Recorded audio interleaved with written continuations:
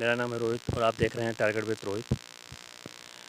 जैसा कि आप लोगों को पता है कि यूपी टीईटी 2021 का रिज़ल्ट डिक्लेयर हो गया है और आप लोग अपना रिज़ल्ट देख भी लिए होंगे।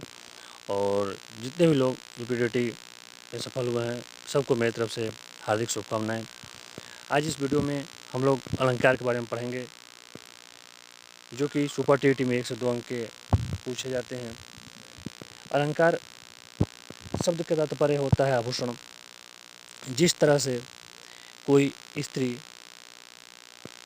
अपने आभूषण से, अपने गहनों से सुशोभित होती है, ठीक उसी तरह से कविता की पंक्ति में भी सुंदरता लाने के लिए अलंकार का प्रयोग किया जाता है। अर्थात अलंकार एक काव्य का एक शोभा कारक धर्म है। काव्य की शोभा को बढ़ाने के लिए अलंकार का प्रयोग किया जाता है। जैसा कि आप देख रहे हैं, अलंकार 2 शब्दों से बना है। अलंकार अलम और कार। अलम का अर्थ होता है आभूषण, सजावट, अर्थात जो अलंकृत करे।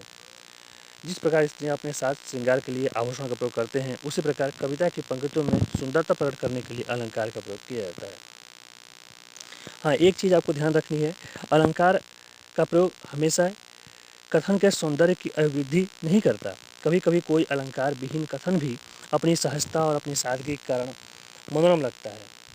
जैसे कभी कभी आप देखते होंगे कि कोई स्त्री जो है बिल्कुल सादगीपूर्ण तरीके से अगर रहती है तो भी बहुत सुंदर लगती है।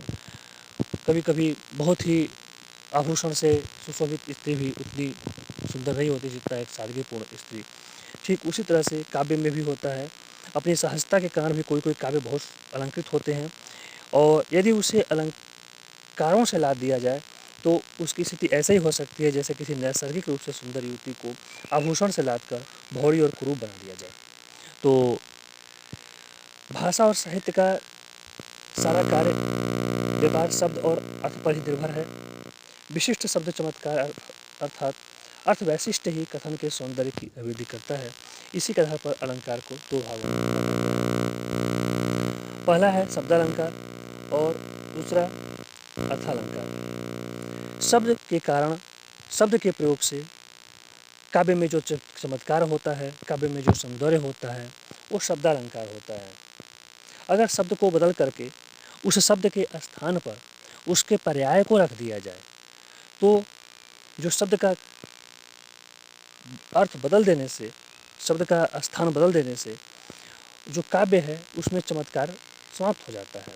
तो शब्दालंकार में हम देखते हैं कि शब्दालंकार शब्द के कारण काव्य में जो चमत्कार होता है, जो सौंदर्यता होती है, वो शब्दालंकार होता है। अगर उसी शब्द के स्थान पर उस शब्द का पर्याय किसी दूसरा शब्द को लगा दिया जाए तो उस काव्य की सुंदरता बिगड़ जाती है, अर्थात वह काव्य सुशोभित नहीं होता है। तो ऐसे इस अलंकार को हम शब्दालंकार कहेंगे। शब्दालंकार 3 प्रकार के होते हैं: अनुप्रास अलंकार, यमक अलंकार और श्लेष अलंकार। अनुयम से, ऐसे याद रखना, अनुयम से अर्थात अनुप्रास, यमक और श्लेष। ये जो 3 अलंकार हैं वो शब्दालंकार के अंतर्गत आते हैं। अनुप्रास अलंकार की हम बात करेंगे। अनु मतलब बार बार, प्रास मतलब पास पास। अगर कोई वर्ण बार बार और पास पास हो, अर्थात वर्णों की आवृत्ति हो, तो वहाँ पर अनुप्रास अलंकार होता है। अनुप्रास अलंकार वह अलंकार है जिसमें वर्णों की बार बार आवृत्ति होती है। जिस रचना में व्यंजनों की बार बार आवृत्ति के कारण चमत्कार उत्पन्न हो, वहाँ अनुप्रास अलंकार होता है। जैसे छोरटी है गोरटी है चोरटी अहीर की, छोरटी है गोरटी है या चोरटी अहीर की, इसमें ट वर्ण की 1 से अधिक बार आवृत्ति हुई है, मतलब ट वर्ण 1 से अधिक बार आया है, छोटी में, गोरटी में और चोरटी में। तो यहाँ पर ट वर्ण की आवृत्ति के कारण काव्य में चमत्कार हुआ है, काव्य में की सौंदर्यता बढ़ी है, इसलिए यहाँ पर अनुप्रास अलंकार होगा। आगे अगला उदाहरण देखते हैं। सुरभित सुंदर सुखद सुमन तुम पर खिलते हैं। इस काव्य में भी स वर्ण की आवृत्ति हुई है। सुरभित, सुंदर, सुखद और सुमन में स वर्णों की आवृत्ति हुई है, इस वजह से यहाँ भी यमक अलंकार होगा। यमक अलंकार के अन्य उदाहरण को देख लेते हैं। अन्य उदाहरण देखें तो इसमें हो जाएगा मुदित महीपति मंदिर आए सेवक सचिव सुमंत बुलाए। यहाँ पर म और स वर्ण की आवृत्ति हुई है। मुदित में महीपति में म वर्ण की, सेवक और सचिव में स वर्ण की। विमल बाणी में बीड़ा ली, कमल कोमल करके सप्रेत। व और क वर्ण की आवृत्ति हुई है। विमल और बाणी में व वर्ण की और कमल और कोमल में क वर्ण की आवृत्ति हुई है। अनुप्रास अलंकार। चारु चंद्र की चंचल किरणें खेल रही जलथल में। च और ल वर्ण की आवृत्ति हुई है। चारु और चंद्र में च वर्ण की, चंचल और खेल में ल वर्ण की, जल थल में ल वर्ण की। इस तरह से यहाँ भी क्या हो जाएगा, अलंकार अनुप्रास अलंकार होगा। अनुप्रास अलंकार के 3 प्रकार होते हैं, छेकानुप्रास, लाटानुप्रास, इक्तानुप्रास। इसे हम थोड़ा अंत में पढ़ेंगे। आगे देखते हैं यमक अलंकार। यमक अलंकार भी एक प्रकार का कौन सा अलंकार है, शब्दालंकार है। यमक अलंकार में देखें, जब एक ही शब्द 2 या 2 से अधिक बार आए और उसका अर्थ हर बार भिन्न भिन्न हो तो वहाँ यमक अलंकार होता है। वह शब्द पुनि पुनि परय अर्थ भिन्न ही भिन्न, अर्थात वही शब्द बार बार आए लेकिन उनका अर्थ अलग अलग हो तो वहाँ पर यमक अलंकार होता है। उदाहरण देखते हैं यमक अलंकार का।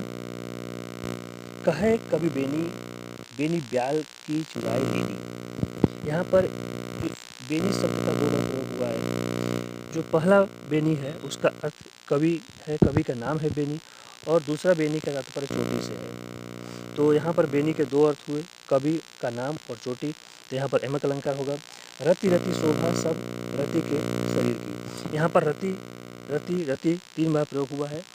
तो पहली बार जो रति का प्रयोग हुआ है उसका अर्थ बहुत ही थोड़ी मात्रा दिखाने के लिए, जरा सी मात्रा दिखाने के लिए है। और दूसरे स्थान पर जो रति का प्रयोग किया गया है वो कामदेव की परम सुंदर पत्नी रति के लिए प्रयोग किया गया है। तो यहाँ पर भी रति का 2 अर्थ है, एक थोड़ी मात्रा दिखाने के लिए और दूसरा कामदेव की सुंदर पत्नी की बात की गई है। तो जब शब्द एक ही हो और उनका अर्थ अलग अलग हो जाए तो यहाँ पर यमक अलंकार होगा। एक ही शब्द 2 या 2 से अधिक बार प्रयोग में आए और हर बार उनका अर्थ अलग अलग हो जाए तो यमक अलंकार होगा। जितनी बार वो शब्द प्रयोग में आए उतनी बार उसका अर्थ अलग अलग हो, यमक अलंकार होगा। कुछ उदाहरण देखते हैं यमक अलंकार का। जैसे कि यहाँ पर दिखाया गया है, काली घटा का घमंड घटा, नवमंडल तारक वृंद खिले। घटा शब्द का 2 बार प्रयोग किया गया है। यहाँ पहले घटा का तात्पर्य होगा काली घटा मतलब बादल, घमंड घटा मतलब कम हुआ। काली बादल का जो घमंड है वो कम हो गया। नवमंडल तारक वृंद खिले, और जो आकाश है उसमें तारे खिल गए हैं, तारे आ गए हैं। उपयुक्त काव्य पंक्ति में शरद के आगमन पर उनके सौंदर्य का चित्रण किया गया है। वर्षा बीत गई है, शरद ऋतु आ गई है, काली घटा का घमंड घट गया है। घटा शब्द के 2 विभिन्न अर्थ हैं, घटा मतलब काले बादल और घटा मतलब कम हो गया। घटा शब्द ने इस पंक्ति में सौंदर्य उत्पन्न कर दिया है और यह यमक का सौंदर्य है। अन्य उदाहरण देख लेते हैं अलंकार के। क्योंकि अलंकार एक ऐसा प्रकरण है जिसमें आप जितना ही ज़्यादा प्रैक्टिस करेंगे आपके क्वेश्चन को सही होने के उतना ही चांसेस बढ़ेंगे। क्योंकि अलंकार में जब तक आप उस काव्य का अर्थ नहीं समझेंगे तब तक अलंकार सही नहीं कर पाएंगे, इसलिए इसमें ज़्यादा से ज़्यादा प्रैक्टिस की जरूरत है। और इस वीडियो के बाद अगर आपको वीडियो अच्छा लगा हो तो मैं यहाँ पर आपको करीब 100 प्रश्नों का सीरीज लेकर के आऊँगा जिसमें अलंकार ही होगा, और वो अलंकार का प्रश्न वस्तुनिष्ठ प्रकार का होगा। और उसका अगर आप प्रैक्टिस कर लेंगे 3 वीडियो में उसको समाहित करने की कोशिश करेंगे, उसका अगर आप प्रैक्टिस कर लेते हैं तो अलंकार से क्वेश्चन उसी के अंदर से आएंगे, उसके बाहर से आने के चांसेस बिल्कुल नहीं रहेंगे। तो अगर आप लोग की डिमांड होगी तो आप लोग कमेंट करके बताइएगा, तो वो भी वीडियो आप लोगों को दे दिया जाएगा। चलिए आगे देखते हैं। अगला उदाहरण देखें अगर अलंकार का, तो कनक कनकते 100 गुनी यमक अलंकार का। मादकता अधिकाय, वाक हाय बोराय जग या पाय बोराय। यहाँ पर कनक का अर्थ है सोना और दूसरे कनक का अर्थ है धतूरा। मतलब सोना को कनक कनकते 100 गुनी मादकता अधिकाय। अगर किसी को सोना मिल जाए तो धतूरे से 100 गुना अधिक मादकता उसमें हो जाती है। क्योंकि अगर धतूरे खाया जाए तो उसे खाकर लोग पागल हो जाते हैं, और अगर सोना मिल जाए तो भी पागल हो जाते हैं। तो यहाँ पर कनक का अर्थ सोना और धतूरा दोनों से अलग किया गया है। तो यहाँ पर यमक अलंकार होगा। माला फेरत जुग भया फिरा न मन का फेर, कर का मन का डारी दे, मन का फेर। यहाँ पर अगर हम देखें तो मन का मतलब माला का दाना और मन का मतलब हृदय से मतलब है। यहाँ पर इसमें कहा गया है माला फेरत गिर भया, फिरा न मन का फेर। अर्थात हाथ की जो माला है उसको फेरते फेरते पूरा समय बीत गया, लेकिन जो मन का भ्रम है वो दूर नहीं हुआ। कर का मन का डारी दे, अर्थात हाथ की जो माला है उसे फेंक दिया जाए और मन का फेर, और जो मन की माला है उसे पहन लिया जाए, अर्थात हृदय की जो भावना है उसे सही कर लिया जाए तो समय बदल जाएगा। इस तरह से यहाँ पर कुछ कहा गया है। तो यहाँ पर मन का अर्थ माला का दाना है और दूसरे मन का अर्थ हृदय से है, तो यहाँ पर भी एमक अलंकार होगा। आगे देखते हैं। तीन बेर खाती थी ते तीन बेर खाती है। यहाँ पर तीन बेर का तात्पर्य 3 बार से है और दूसरा 3 बेर का तात्पर्य 3 बेर के दाने से है, कि जो पहले 3 बार खाती थी वो अब सिर्फ 3 बेर खाती है। इस तरह से यहाँ पर 3 बेर का 2 अर्थ दिखाया गया है, तो यहाँ पर भी एमक अलंकार होगा। पक्षी परछीने ऐसे परे परछीने वीर, तेरी बरछीने है खलम की। यहाँ पर परछीने मतलब पंखहीन, बरछीने मतलब हथियारहीन। यहाँ पर 2 अर्थ दिखाया गया है। पक्षी का अगर पर छीन लिया जाए तो उसकी स्थिति वैसे हो जाती है जैसे किसी वीर से हथियार छीन लिया जाए। तो यहाँ पर पर छीने बर छीने का 2 अर्थ है, एक तो पंख छीनने से है और दूसरा हथियार से। अब अगला देखते हैं श्लेष अलंकार। अगर हम श्लेष अलंकार की बात करें तो श्लेष का शाब्दिक अर्थ होता है चिपकना, अर्थात जहाँ एक शब्द एक ही बार प्रयुक्त होने पर 2 या 2 से अधिक अर्थ दे। एक शब्द का प्रयोग एक ही बार हो लेकिन वह 2 या 2 से अधिक अर्थ दे, वहाँ श्लेष अलंकार होता है। दूसरे शब्दों में अगर कहें तो जहाँ एक ही शब्द से कई अर्थ चिपके हो, वहाँ श्लेष अलंकार होता है। अलग अलग कंडीशन में अलग अलग अर्थ देते हैं। एक ही शब्द अलग कंडीशन में अलग अलग अर्थ देगा। एक ही शब्द से कई अर्थ चिपका होगा तो वहाँ पर श्लेष अलंकार होगा। इसको कुछ उदाहरण से समझने की कोशिश करते हैं। मंगन को देख पट देत बार बार। मंगन मतलब भिखमंगा, याचक को देख करके पट देत, पट मतलब वस्त्र और पट मतलब बंद करना। यहाँ पर एक ही पट का 2 अर्थ है। जैसा हम इस काव्य को जिस जगह पर प्रयोग करेंगे वैसा अर्थ देगा, अलग अलग कंडीशन में अलग अलग अर्थ देगा। तो कोई भी शब्द अगर अलग अलग कंडीशन में अलग अलग अर्थ देता है तो वहाँ पर श्लेष अलंकार होता है। इस काव्य पंक्ति में पट के 2 अर्थ हैं, वस्त्र और किवाड़। याचक को देख करके वो बार बार उसे वस्त्र देता है या याचक को देख करके बार बार किवाड़ बंद कर देता है। पहला अर्थ है वह व्यक्ति किसी याचक को देखकर उसे बार बार वस्त्र देता है और दूसरा अर्थ है वह व्यक्ति याचक को देखते ही दरवाज़ा बंद कर देता है। तो यहाँ पर एक ही शब्द पट के 2 अर्थ हुए, पहला का वस्त्र और दूसरे का किवाड़, तो यहाँ पर श्लेष अलंकार होगा। दूसरा देखते हैं। रहीमन पानी राखिए बिन पानी सब सून, पानी गए न उबरे मोती मानस चून। यहाँ पर पानी 3 बार प्रयोग किया गया है। एक पहली बार में पानी का चमक है, दूसरे में पानी का जल है और तीसरे में पानी का इज्जत है। रहीमदास जी की दोहा है। रहीम जी ने तीनों को अलग संदर्भ में वर्णन किया है। अगर मोती के संदर्भ में देखा जाए तो पानी का अर्थ चमक है, मनुष्य के संदर्भ में पानी का अर्थ इज्जत है और चूने के संदर्भ में पानी का अर्थ जल है। अर्थात पानी को बचा कर रखिए, बिना पानी के सब सूना है। पानी गए न उबरे मोती मानस चून। अगर मोती के संदर्भ में देखें तो अगर मोती में चमक नहीं रहेगा तो उसका अस्तित्वहीन हो जाएगा। मनुष्य के पास अगर इज्जत नहीं है तो वह अस्तित्वहीन हो जाएगा। उसी तरह से चूने में के साथ अगर पानी नहीं है तो उसका अस्तित्व नहीं रह जाएगा। तो यहाँ पानी का 3 अर्थ दिया गया है। इस तरह से यहाँ पर भी श्लेष अलंकार होता है। हे प्रभु हम 2 जीवन दान। यहाँ जीवन का भी 2 अर्थ है, एक पानी और दूसरा उम्र। जीवन दान देने का मतलब कोई अपना उम्र मांगता है, जैसे किसी घटना से वो बच जाता है तो कहता है मुझे जीवन दान मिल गया, या उसे बहुत ज़्यादा प्यास लगा हो, उसे पानी मिल गया तो वहाँ पर भी वो कहता है कि हमें जीवन दान मिल गया। तो जीवन का 2 अर्थ है यहाँ पर, एक पानी और दूसरा उम्र। तो यहाँ पर भी कौन सा अलंकार होगा? श्लेष अलंकार होगा। इस तरह से हम पढ़ लिए एमक अलंकार, 3 अलंकार पढ़े। एमक अलंकार, श्लेष अलंकार और अनुप्रास अलंकार, ये शब्द अलंकार हुआ। अब हम पढ़ते हैं अर्थालंकार को। अर्थालंकार वह अलंकार होता है जो कविता में अर्थ के माध्यम से चमत्कार प्रस्तुत करता है। वहाँ अर्थालंकार होता है। लेकिन यहाँ पर अगर उस शब्द के जगह पर किसी उस दूसरे शब्द अर्थात उसके पर्यायवाची शब्द का प्रयोग कर दिया जाए तो भी उसका चमत्कार ज्यों का त्यों बना रहता है, तो वहाँ अर्थालंकार होता है। शब्दालंकार अर्थालंकार में अंतर देख लीजिए। शब्दालंकार में शब्द को बदल देने से, उसका पर्यायवाची रख देने से वह अलंकार वह काव्य सुशोभित नहीं होता, जबकि अर्थालंकार में ऐसा नहीं है। अर्थालंकार में उस शब्द के जगह पर दूसरे शब्द का भी प्रयोग करें, उसके पर्याय शब्द का भी प्रयोग करें, तो भी वाक्य काव्य का जो चमत्कार है ज्यों का त्यों बना रहता है, तो वह अर्थालंकार होगा। अर्थालंकार को पढ़ने से पहले दो चीज़ जानना जरूरी है, एक उपमेय और दूसरा उपमान। उपमेय और उपमान की जानकारी होना बहुत ज़रूरी है। जैसा कि मैंने पहले भी बताया है, जब मैं सुपर टीईटी की PYQ करा रहा था तो वहाँ पर अलंकार पूछा गया, तो उसमें मैंने इसका जिक्र किया था। उपमान अर्थात भगवान, वान मान, जिससे तुलना की जाए वह उपमान होगा। उपमेय जिसकी तुलना की जाए, जिसकी उपमा दी जाए, जिसकी तुलना की जाए उपमेय होगा, और जिससे तुलना की जाए उपमान होगा। यहाँ पर बहुत ही स्पष्ट है उपमेय और उपमान। अर्थालंकार में जहाँ भी हम पढ़ेंगे उपमेय और उपमान की बात की जाएगी। एक वह वस्तु व्यक्ति होगा जिससे हम किसी दूसरे उसी के समान या उसी से के जैसा गुण रखने वाला दूसरी वस्तु का उससे हम या तो तुलना करेंगे या तो उसमें समानता व्यक्त करेंगे,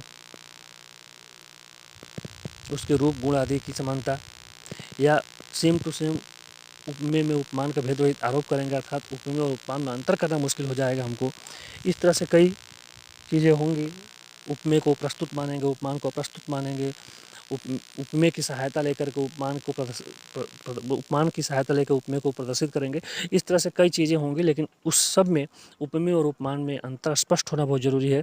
जिससे किसी वस्तु व्यक्ति की तुलना करेंगे, जिस चीज़ से तुलना करेंगे, जिस व्यक्ति से तुलना करेंगे, वह उपमान होगा, अर्थात वह विशिष्ट होगा, जो वह प्रसिद्ध होगा, जो वह उपमान होगा। और जिस चीज़ की हम तुलना कर रहे हैं, जिसको उसको समान करने की कोशिश कर रहे हैं, वह उपमेय होगा। तब आगे बात करते हैं। पहला अलंकार उत्प्रेक्षालंकार। उत्प्रेक्षालंकार जहाँ उपमेय में उपमान की संभावना व्यक्त की जाए वहाँ उत्प्रेक्षालंकार होता है। उपमेय में उपमान की संभावना व्यक्त की जाए वहाँ उत्प्रेक्षालंकार होता है। संभावना व्यक्त किया जाता है। संभावना व्यक्त करने के लिए कुछ चुनिंदा शब्दों का प्रयोग किया जाता है, और वही उत्प्रेक्षालंकार को पहचानने में बहुत महत्वपूर्ण भूमिका निभाता है। उस शब्दों को जान लेते हैं जो उत्प्रेक्षालंकार की पहचान में सहायक होता है, तो वह हो जाएगा जनु जानो, जनहु मनु, मानो मनहु, ज्यों त्यों यों। मतलब हम देख लें, मनु मानो, जनु जानो, मनहु जनहु, ज्यों त्यों यों। इस तरह से इसको याद कर लें। तो इन शब्दों का अगर प्रयोग होता है काव्य में तो उत्प्रेक्षालंकार होगा। जैसे कुछ उदाहरण से इसको देख लेते हैं। कहती हुई यों, यों प्रयोग हुआ, देखिए। उतरा के नेत्र जल से भर गए, हिम के कोणों से पूर्ण मानो हो गए पंकज। तो यहाँ पर यों और मानो का प्रयोग हुआ तो उत्प्रेक्षालंकार। उस काल के मारे क्रोध के तन कांपने लगा उनका मानो, तो उत्प्रेक्षालंकार। सोहत ओढ़े पीठ पट श्याम सुरो ने गात, मनो, उत्प्रेक्षालंकार। सिर फट गया उनका वहीं, मानो, उत्प्रेक्षालंकार। पद्मावती सब सखी बुलाई, मनु, फुलवारी सबे चली आई, मनु आ गया तो उत्प्रेक्षालंकार। सभी में उन शब्दों का प्रयोग किया गया है जो ऊपर मैंने बताया। यहाँ पर उत्प्रेक्षालंकार है तो इसमें बहुत ज़्यादा वो करने की जरूरत नहीं है। उपमेय उपमान की संभावना व्यक्त की जा रही है ना। और उत्प्रेक्षालंकार और संभावना को दिखाने के लिए मनु मानो, जनु जुनो, मनहु जनहु, ज्यों तो यों का प्रयोग किया गया है। आगे हम देखते हैं उपमा अलंकार। जहाँ उपमेय में उपमान की समानता व्यक्त की जाए वहाँ उपमा अलंकार होता है। ध्यान देना, उपमेय में उपमान की समानता, और समानता को व्यक्त करने के लिए कुछ शब्द का प्रयोग करेंगे, जैसे सा से सी, सम समान सदृश और सरिस। इन शब्द का हम प्रयोग करेंगे। सा से सी, सम समान सदृश, इन शब्द का हम प्रयोग करेंगे तो ये हो जाएगा उपमा अलंकार। देख लेते हैं कुछ उदाहरण इसके। हाय फूल सी, उपमा अलंकार। यह देखिए अरविंद से, उपमा अलंकार। तब तो बहता समय शिला सा, उपमा अलंकार। कमल सा, उपमा अलंकार। हरिपद कोमल से, उपमा अलंकार। पीपल पात सरिस, उपमा अलंकार। तो इस शब्दों के माध्यम से हम उपमा अलंकार को पहचान लिए और आगे हम उपमा और उपमेय का बहुत ही बारीकी से अंतर को भी स्पष्ट करने वाले हैं। अभी इसको देख लेते हैं। उक्त सभी पंक्तियों में वाचक शब्द सा से सी सम समान सदृश इस तरह से प्रयोग हुआ है। तो ये इसको जैसे ही हम देखेंगे वहाँ पर उपमा अलंकार टिक करेंगे। उपमेय में उपमान की जब समानता व्यक्त की जाए और समानता व्यक्त करने के लिए ये जो वाचक शब्द हैं उनका हम प्रयोग करते हैं। रूपक अलंकार जब उपमेय में उपमान की अत्यधिक समानता, देखिए उपमा अलंकार उपमा दिया जाता है किसी चीज़ का, तुलना किया जाता है। उपमा का अर्थ तुलना होता है, तुलना करने की कोशिश कर रहे हैं उपमेय और उपमान की, तो वहाँ उपमा अलंकार होगा। जब तुलना करने की कोशिश कर रहे हैं उपमेय और उपमान की, तो वहाँ उपमा अलंकार होगा। और तुलना करने के लिए सा से सी सम सम सदृश जैसे शब्दों का प्रयोग कर रहे हैं। लेकिन रूपक अलंकार की बात करें तो रूपक रूप ही उसका जैसा हो, कोई अंतर न पता चले, उपमेय कौन है उपमान कौन है पता करना मुश्किल हो जाए, बिल्कुल भेद रहित आरोप प्रकट किया जाए, अभेद आरोपण किया जाए, उपमेय में उपमान की अत्यधिक समानता प्रकट किया जाए, तो वहाँ पर रूपक अलंकार होता है। जबकि केवल समानता अगर प्रकट किया जाए तो वहाँ पर हम तुलना कर रहे हैं, सिर्फ तब केवल समानता प्रकट करने की कोशिश कर रहे हैं, तुलना करने की कोशिश कर रहे हैं, तो वहाँ पर रूपक अलंकार नहीं होगा। फिर वहाँ पर उपमा करने की कोशिश कर रहे हैं, उपमा अलंकार होगा। कुछ विशेष शब्दों का प्रयोग कर रहे हैं, सा से सी सम समान सदृश। लेकिन रूपक अलंकार जो होगा वहाँ पर बिल्कुल अत्यधिक समानता दिखाने की कोशिश कर रहे हैं। उपमेय और उपमान में अभेद आरोपण किया जा रहा है, भेद रहित आरोप प्रकट किया जा रहा है, तो वहाँ पर रूपक अलंकार होगा। और यहाँ पर भी कुछ ऐसे ट्रिक हैं जिसकी सहायता से हम इसको भी पहचान सकते हैं। जैसे उपमेय और उपमान के बीच में योजक चिन्ह का प्रयोग, अगर उपमेय और उपमान के बीच में योजक चिन्ह का प्रयोग हुआ हो ना, तो वहाँ पर रूपक अलंकार टिक कर दीजिए। अगर सा से सी सम समान सदृश जैसे शब्दों का प्रयोग किया हो ना, तो वहाँ पर उपमा अलंकार टिक कर दीजिए। मनु मानो, जनु जनो, मनहु जनहु ज्यों त्यों यूँ अगर प्रयोग किया हो ना, तो उत्प्रेक्षा अलंकार कर दीजिए। इसी तीनों में ज़्यादा कन्फ्यूजन होता है, वही तीनों ज़्यादा पूछा जाता है। तो इस तरह से इसका तीनों में आप अंतर देख लिए। चलिए रूपक अलंकार को कुछ उदाहरण से देख लेते हैं। रूपक अलंकार,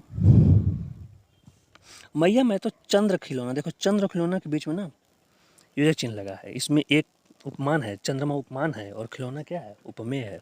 मैंने बताया ना, जो प्रसिद्ध होता है उपमान होता है, और जो प्रसिद्ध नहीं होता, जिसकी हम उसके समान तुलना करने की कोशिश करते हैं, वहाँ पर वो उपमेय होता है। जैसे मैया मैं तो चंद्र खिलौना लाए हूँ, भगवान कृष्ण जो है अपनी माँ से कहते हैं कि हे माँ, मुझे ये छोटे छोटे खिलौने नहीं चाहिए, मुझे वो चंद्रमा जो दिख रहा है ना, वो चंद्रमा का समान खिलौना चाहिए।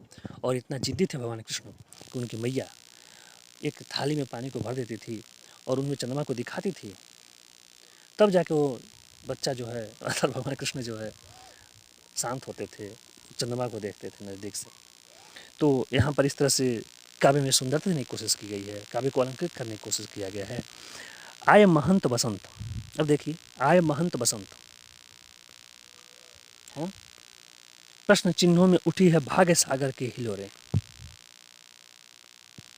इस तरह से यहाँ पर योजक चिन्ह का प्रयोग करके और बिल्कुल समानता प्रकट करके उपमेय और उपमान के बीच में दिखाया गया है। अब आगे हम पढ़ते हैं अतिशयोक्ति अलंकार को। अतिशयोक्ति जैसा कि नाम से ही पता चल रहा है, अतिशयोक्त किया गया है, अर्थात बढ़ा चढ़ा के कहा गया है। तो जब किसी चीज़ को हम बहुत ही बढ़ा चढ़ा के कहते हैं तो वहाँ पर अतिशयोक्ति अलंकार होता है। काव्य में जब बहुत बढ़ा चढ़ा कर कोई बातें की जाए तो वहाँ पर अतिशयोक्ति अलंकार होता है। उदाहरण अगर देखें हम अतिशयोक्ति अलंकार का, तो उसमें हो जाएगा, पानी परा तो को हाथ छुयो नहीं, नैनन के जल सो पग धोए। भगवान कृष्ण की जब सुदामा मिलने जाते हैं भगवान कृष्ण से, और भगवान कृष्ण उनसे जब मिलते हैं और उनके पैरों को धोने लगते हैं, तो वहाँ पर उस दृश्य का वर्णन किया गया है कि पानी परा तो को हाथ छुयो नहीं, नैनन के जल से पग धोयो। भगवान कृष्ण पानी लिए थे लेकिन मुझे हाथ तक नहीं लगाया और अपने आंसू से भगवान सुदामा के पैरों को धो दिया गया। हालांकि ऐसा हुआ नहीं होगा, आंसू से पैर नहीं धुला जा सकता। तो यहाँ पर बहुत बढ़ा चढ़ा कर बातें की गई है काव्य की सुंदरता को बढ़ाने के लिए। तो यहाँ पर कौन सा अलंकार हो जाएगा, अतिशयोक्ति अलंकार। आगे नदियाँ पड़ी अपार, घोड़े कैसे उतरे पार। आगे नदियाँ पड़ी अपार, घोड़े कैसे उतरे पार। राणा ने सोचा इस बार, तब तक चेतक था उस पार। यहाँ पर भी बातों को बढ़ा चढ़ा कर किया गया है। राणा प्रताप के घोड़े के बारे में कहा गया है कि जब आगे एक नदी थी और राणा प्रताप सोच ही रहे थे कि हम नदी को कैसे पार करें, जब तक वो सोच रहे थे वो देख रहे हैं कि घोड़ा तो उनकी नदी के उस पर चला गया। अर्थात मन के कि बेग से भी ज़्यादा तेज़ी से घोड़ा नदी को पार कर गया। राणा सोच रहे हैं कि कैसे नदी को पार करेगा। तो यहाँ पर अतिशयोक्ति अलंकार है। हनुमान की पूछ में लगन न पाई आग, लंका शिरसी जल गई गए निशाचर भाग। देखिए कितना अतिशयोक्ति किया गया है काव्य में। काव्य की शोभा को बढ़ाने के लिए कहा गया है। जैसे कि आज की मीडिया जो है टीआरपी के लिए अतिशयोक्ति करती है किसी चीज़ को। हालांकि मैं मीडिया पे कटाक्ष नहीं करता, मैं यहाँ पर इस काव्य को, इस उदाहरण को रोचक बनाने के लिए और उसे समझाने के लिए ऐसा कहा। तो हनुमान जब लंका में पहुँचते हैं सीता की खोज में, और रावण जब उनके पूँछ में आग लगा देता है, तब की ये बात कही गई है, हनुमान की पूँछ में लगन न पाई आग। मतलब आग अभी लग नहीं पाया है हनुमान की पूँछ में, लेकिन लंका सिगरी जल गई गए निशाचर भाग। पूरा लंका जल गया, पूरा राक्षस भाग गए हैं। अभी पूँछ में आग तक नहीं लगा है, लेकिन भाग गए हैं सब। सोचिए, है ना। आगे देख लेते हैं। देख लो साकेत नगरी है यही, स्वर्ग से मिलने गगन को जा रही। देख लो साकेत नगरी है यही, स्वर्ग से मिलने गगन को जा रही। कितना ज़्यादा अतिशयोक्ति किया गया। पढ़ने से आपको लगेगा कि बहुत अतिशयोक्ति है। अब हम बात करते हैं अन्योक्ति अलंकार, जहाँ उपमान के माध्यम से उपमेय का वर्णन हो, उपमान अप्रस्तुत हो, उपमेय प्रस्तुत हो, वहाँ अन्योक्ति, अन्य की युक्ति किया जाए, अन्य की युक्ति किया जाए, अन्योक्ति, है ना। उपमान के माध्यम से उपमेय का वर्णन किया जाए। किसी उपमेय के बारे में हम बात करना चाह रहे हैं, लेकिन किसी उपमान को यहाँ पर ले रहे हैं सामने। जैसे कहते हैं ना अपने लोक भाषा में कि बोली बोल रहा है, वो समझ जाते हैं ना कि हमको ही कह रहा था, वो भले दूसरे को इंगित किया, लेकिन हमको कह रहा था, वो बोली बोल रहा था, है ना। ठीक यही बोली बोलने वाला शब्द है अन्योक्ति अलंकार। अन्य की उक्ति कर रहा था, लेकिन कह तो हमको रहा था।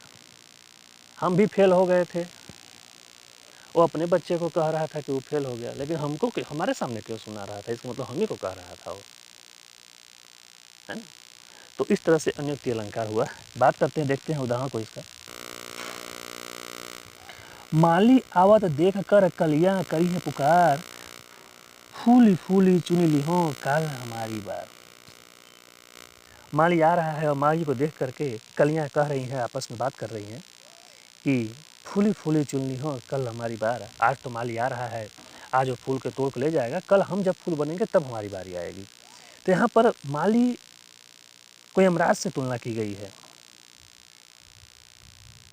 कलियां को जीवित व्यक्ति से तुलना की गई है, और फूल को मृत व्यक्ति से तुलना किया गया है ना।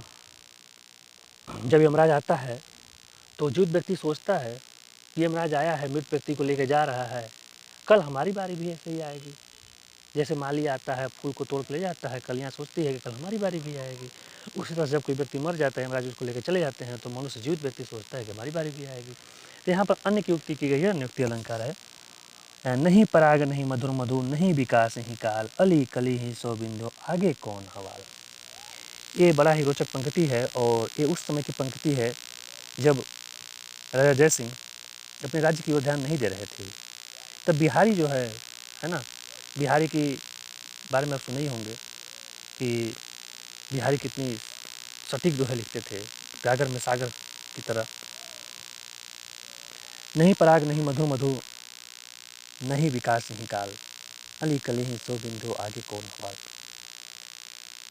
राजा जय सिंह को बिहारी लिखते हैं, जब वो राज्य की ओर ध्यान नहीं देते हैं, तो लिखते हैं, नहीं इस काल में फूल में पराग है, न तो मीठी मधु, अगर अभी से भौरा फूल की कली में ही खोया रहेगा तो आगे न जाने क्या होगा। हे राजन, अभी तो रानी नई नई है, उनकी युवावस्था आनी बाकी है। पहले शादियाँ जो होती थी बहुत कम उम्र में हो जाती थी, 12 साल 13 साल तब की बात की गई है, अब नहीं, अब तो छोड़ो। हे राजन, अभी तो रानी नई है, उनकी युवावस्था आनी बाकी है, अगर आप अभी से ही रानी में खोए रहेंगे तो आगे क्या हाल होगा। जब रानी की युवावस्था आएगी, जब रानी को यौवन आएगी, तब आपका क्या हाल होगा। जब अभी से आपकी ये हाल है तो राज्य की ओर ध्यान कौन देगा, है ना। ये राजा जय सिंह को लिखते हैं सूरदास जी अपने काव्य के माध्यम से। तो यहाँ पर भी देखा जाए कि मतलब कली के माध्यम से, भौरे के माध्यम से राजा की ओर इंगित किया गया है, किसी अन्य की ओर उक्ति की गई है। यहाँ पर भी अन्योक्ति अलंकार होगा, इंपॉर्टेंट हो जाता है अन्योक्ति अलंकार। आगे हम बात करेंगे मानवीकरण अलंकार की। जहाँ जड़ प्रकृति पर मानवीय भावनाओं क्रियाओं का आरोप हो। जड़ प्रकृति का मतलब प्रकृति पर, प्रकृति को मानव जैसा व्यवहार करते हुए दिखाया गया। काव्य को पढ़ने पर ऐसा लगा हो मानो प्रकृति मानव की तरह व्यवहार कर रही है, तो वहाँ पर मानवीय का अलंकार हो जाएगा। बार बार पूछा जाता है, पहले सुपरलेटिव पूछा जाता है। जहाँ जड़ प्रकृति पर मानवीय भावनाओं के क्रियाओं का आरोप हो वहाँ मानवीय का अलंकार होता है। उदाहरण देख लेते हैं इसका मानवीय का अलंकार का। दीवावसान का समय, मेघमय आसमान से उतर रही संध्या सुंदरी परी सी धीरे धीरे। दीवावसान का समय, मेघमय आसमान से उतर रही संध्या सुंदरी परी सी धीरे धीरे, जैसे मानो परी उतर रही है। बादल से घिरा हुआ आसमान है और संध्या ऐसे धीरे धीरे उतर रही है, रात होने को आ रहा है, जैसे मानो परी उतर रही हो। प्रकृति को मनुष्य जैसा व्यवहार करते हुए दिखाया गया तो मानवीय का अलंकार हो जाएगा। इस पंक्ति में शाम के समय की सुंदरता का वर्णन किया गया है और सुंदरता का वर्णन करने के लिए मानवीय भावों का प्रयोग किया गया है। आए महंत बसंत, इस पंक्ति में बसंत ऋतु की आने की सुंदरता की तुलना महंतों के आने से की गई है। जिस प्रकार बसंत ऋतु में पीले गिरवे फूल खिलते हैं, उसी प्रकार महंतों के वस्त्र भी उसी रंग के होते हैं। मेघ आए बड़े बंठन के सवर के, जैसे मनुष्य बंठन के निकलते हैं उसी तरह से मेघ का वर्णन किया गया। मानवीय का अलंकार, मानव की तरह मेघ को व्यवहार करने के लिए बताया गया है। यहाँ पर इस पंक्ति में मेघों के उमड़ने का वर्णन मानव के सजने संवरने से किया गया है। मानवीय का अलंकार हो गया, है ना। समझ गए होंगे मानवीय का अलंकार। आगे देखते हैं। अब हम कुछ अभ्यास प्रश्नों को देख लेते हैं अलंकार से संबंधित। और मैंने आपको बताया था कि अगर आपकी रुचि होगी, आप अगर आगे भी इसको कंटिन्यू रखना चाहेंगे तो आपके 1 से 2 क्वेश्चन जो भी सुपर टीईटी में आएगा वो गलत नहीं होने देंगे। 100 प्रश्नों की श्रृंखला चलाएंगे अलंकार का। आप कमेंट करके बताइएगा आपको इसकी आवश्यकता है या नहीं। चलिए देख लेते हैं। अंबर पनघट में डूबो रही, तारा घट उषा नागरी। पंक्ति में कौन सा अलंकार है? यहाँ पर योजक चिन्ह का प्रयोग किया गया है। मैंने आपको बताया था इसके पहले भी कि जब योजक चिन्ह का प्रयोग हो तो कौन सा अलंकार होता है। इसके पहले बताया गया था अभियोजक चिन्ह वाला कि अगर योजक चिन्ह का प्रयोग होता है तो वहाँ पर रूपक अलंकार होता है। तो इसी तरह से यहाँ पर अगर देखें हम, योजक चिन्ह का प्रयोग हुआ है तो यहाँ पर कौन सा अलंकार हो जाएगा? रूपक अलंकार हो जाएगा। आगे देखते हैं। बाधा था विधु को किसने, इस काली जंजीर से, मणि वाले फणियों का मुख क्यों भरा हुआ है हीरो से। तो यहाँ पर देखिए अतिशयोक्ति किया गया है। बाधा था विधु को किसने, इस काली जंजीर से, मणि वाले फणियों का मुख भरा हुआ है हीरो से, मतलब जो शब्द का मुँह हीरे से भरे की बात की गई है। यहाँ पर अतिशयोक्ति अलंकार होगा। अगला क्वेश्चन देख लेते हैं। कनक कनक ते 100 गुनी, ये तो आप बता ही दिए। एक कनक का सोना दूसरे कनक का दूसरा यमक अलंकार होगा। अगला देख लेते हैं। चारू चंद्र की चंचल किरणें खेल रही थी जल थल में, बताए ना। तो यहाँ पर चौवर्ण की आवृत्ति हुई है, तो इस प्रकार से यहाँ पर कौन सा अलंकार हो जाएगा? अनुप्रास अलंकार हो जाएगा। आगे देख लेते हैं। चरण कमल बंदौ हरिराई, इसमें कौन सा अलंकार होगा? यहाँ पर भगवान के चरण को कमल मान लिया गया है, तो यहाँ पर बिल्कुल उपमेय उपमान में बिल्कुल समानता दिखाई गई है। तो यहाँ पर कौन सा अलंकार होगा? और योजक चिन्ह भी लगा है ना। तो इस तरह से अब देखिए, कहीं हर जगह अगर योजक चिन्ह हो तो उसको आप लगा सकते हैं रूपक अलंकार, लेकिन कहीं कहीं ये नहीं होता है। तो यहाँ पर चरण कमल की अगर हम बात करें तो यहाँ पर मतलब उपमा करने की कोशिश की गई है, तो यहाँ पर हो जाएगा उपमा अलंकार। आगे देख लेते हैं।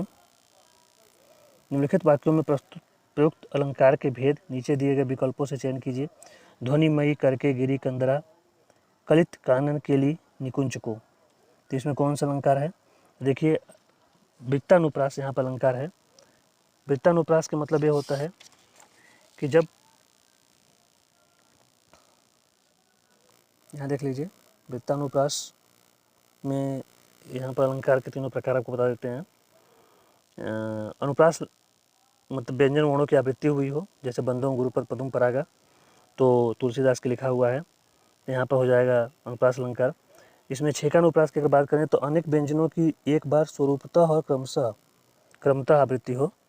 एक ही बार आवृत्ति हो तो छेकानुप्रास, अगर अनेक बार आवृत्ति हो तो वृत्तानुप्रास, और तात्पर्य मात्र के भेद से शब्द और अर्थ दोनों में पुनरुक्ति हो, तो दोनों का अर्थ अलग अलग हो जाए, एक ही शब्द का, तो लाटानुप्रास होगा। बात कर लेते हैं छेकानुप्रास की, जैसे बंदों गुरुपद पदुम परागा सूच सुभाष रस अनुरागा।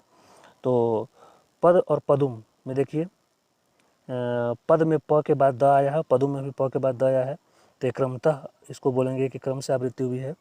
और स्वरूप की आवृत्ति कब हुई है? पद पदों में पद और सुरुचि सरस में सर की आवृत्ति हुई है, तो इसको स्वरूप की आवृत्ति बोलेंगे। सुरुचि में स के बाद र आया है और सरस में स के बाद र है, तो क्रम की। स के बाद र दोनों में आया है तो क्रम की, और स्वरूप मतलब सुरुचि सरस में सर, इसमें भी सर, इसमें भी सर, सुरुचि में भी सर और सरस में भी सर। अब कलावती, केलीवती, कलिंदजा, अब कल की 2 बार आवृत्ति यहाँ पर हुई है स्वरूपतः, और कल की 2 बार आवृत्ति क्रमतः भी हुई है, क और ल, क के बाद ल आया है, तो इस तरह से वृत्तानुप्रास हो जाएगा। और अगर लाटानुप्रास की बात करें तो लड़का तो लड़का ही है, पहले में समान लड़का की बात किया गया है, लड़का ही है मतलब कुछ विशेष लड़के की, मतलब बुद्धि से, रूप से, गुण से ये किसी विशेष लड़के की बात की गई है, तो यहाँ पर लाटानुप्रास होगा।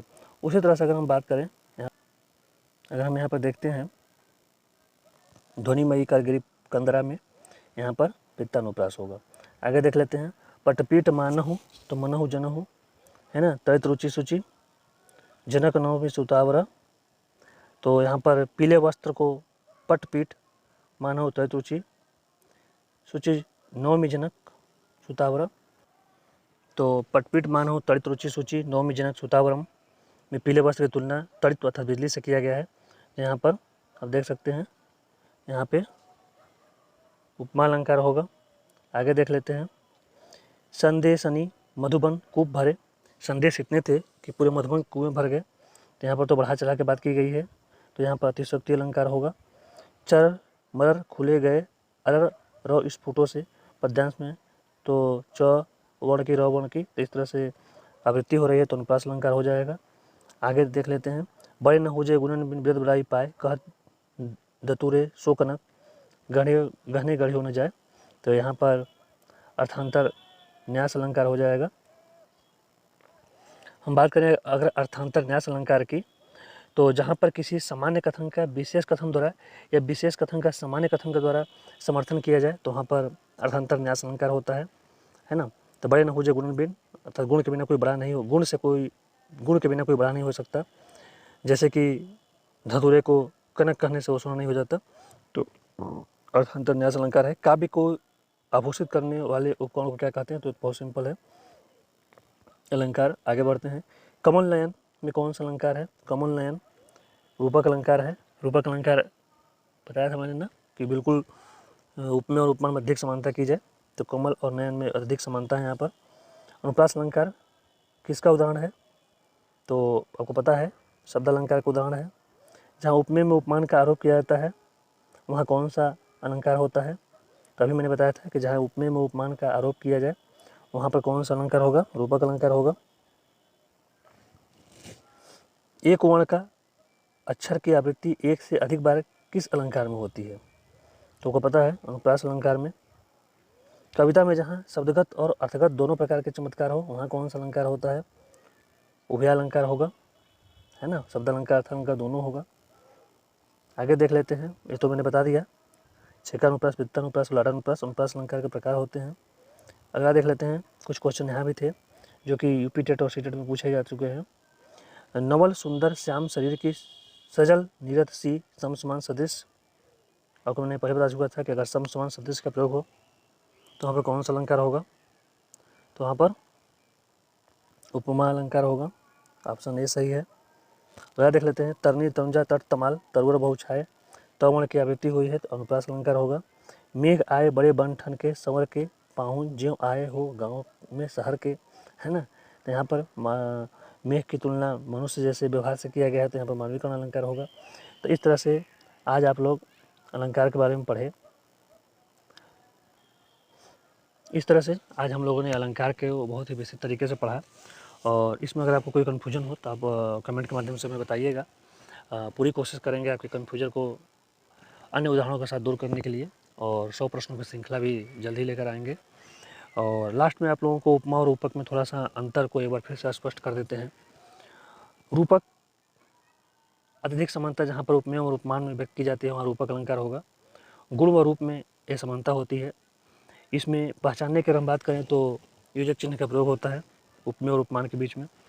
अगर उपमा की बात करें तो उपमा का अर्थ ही तुलना होता है, उपमेय की तुलना उपमान से करने की कोशिश की जाती है। तो यहाँ पर उपमा अलंकार होगा, यहाँ पर सम समान सदस्य सदस्य सदस्य शब्दों का प्रयोग किया जाएगा। तो आज की वीडियो में सिर्फ इतना ही।